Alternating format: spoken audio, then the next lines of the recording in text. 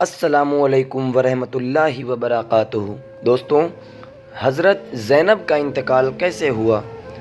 کربلا کے بعد جب حضرت زینب مدینہ آئیں تو مدینے والوں کو جب پتہ چلا حضرت امام حسین شہید ہو گئے ہیں تو پورے مدینے سے رونے کی آواز آنے لگی، ہر طرف غموں کا ماحول تھا۔ حضرت زینب نے جب کربلا کی پوری داستان بتائی تو مدینہ کے لوگ یزید کے خلاف ہو گئے۔ مدینے والوں میں غصہ بھرا تھا یزید کو مار دینے کا۔ حضرت زینب سب کو کربلا کی داستان سناتے رہتی اور اس کی داستان سن کر سب لوگ کا غصہ اور بڑھ جاتا۔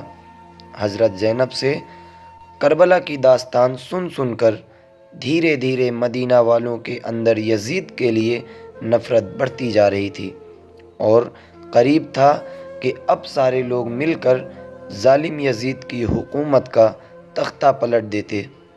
لیکن انہی دنوں مدینہ کے گورنر یزید کو خط لکھا اور مدینے کے سارے حالات سے باخبر کیا کہ یہاں مدینے میں حضرت زینب نے لوگوں کو کربلا کی داستان سنا سنا کر انہیں آپ کے خلاف کر رہی ہیں۔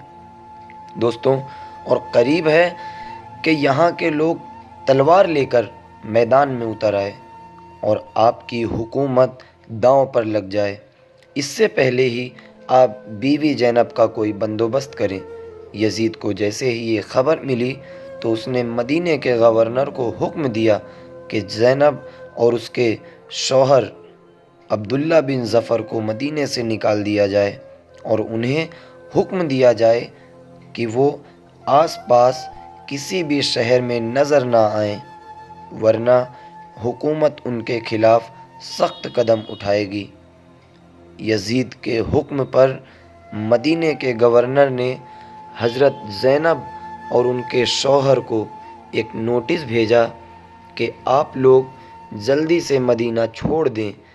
حضرت زینب کو جیسے ہی اس بات کی خبر ہوئی تو غصے میں کہنے لگیں کہ کسی میں ہمت نہیں جو مجھے مدینے سے نکال سکے۔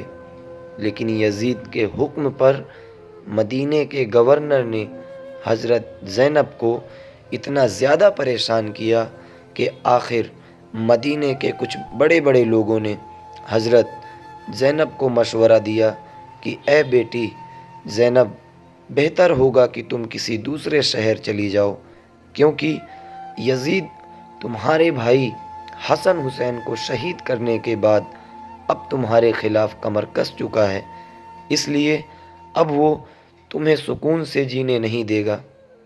حضرت زینب نے ان لوگوں کی بات مان کر مدینہ کو چھوڑ کر جانے کے لیے تیار ہو گئیں۔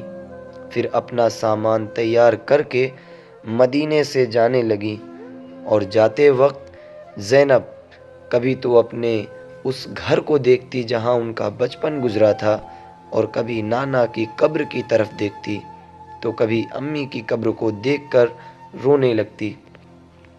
حضرت زینب ایک دکھی دل کے ساتھ اپنی امی و نانا کو الوداع کہہ رہی تھی۔ میری امی، اب میں جا رہی ہوں بہت دور، اور اتنی دور کہ شاید اب میں دوبارہ آپ لوگوں سے ملنے نہ آ سکوں۔ اس کے بعد حضرت زینب مدینے سے چلی گئیں۔ مدینہ چھوڑ کر جانے کے بعد حضرت زینب اپنی پوری زندگی میں کبھی بھی نہیں مسکرائیں، اور نہ ہی وہ کبھی خوش رہیں۔ انہیں بار بار کربلا کا منظر یاد آتا، اپنے بھائی حسین شہادت اور مدینہ چھوڑنے کا غم ستاتا۔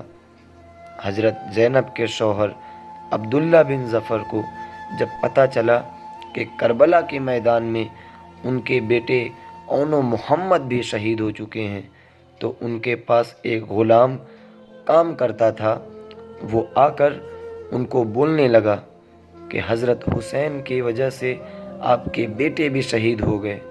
تو حضرت عبداللہ بن ظفر نے جوتا اٹھایا اور ایک جوتا پھینکتے ہوئے اس غلام کو مارا اور بولے کہ میں خوش نصیب ہوں کہ میرے اللہ نے میرے بیٹے کو کربلا کے میدان میں شہید کیا، اور مجھے افسوس ہے اس بات کا کہ اس جنگ میں میں شامل نہیں تھا، پر مجھے خوشی ہے کہ اللہ نے میرے بچوں کو اس جنگ میں شریک کر لیا۔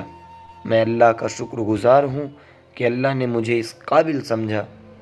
حضرت زینب نے کربلا کے بعد بہت دنوں کے بعد ملک شام گئیں۔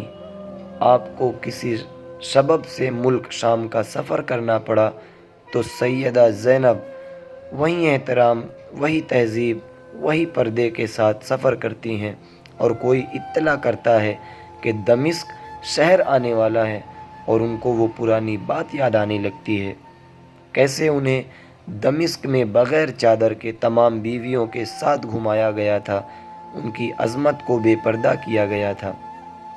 تو حضرت زینب کو وہ تصور یاد آنے لگے اور وہ خیال آپ کو اتنا پریشان کرنے لگا کہ آپ دمشق شہر میں قدم رکھنے سے پہلے ہی انتقال فرما گئیں۔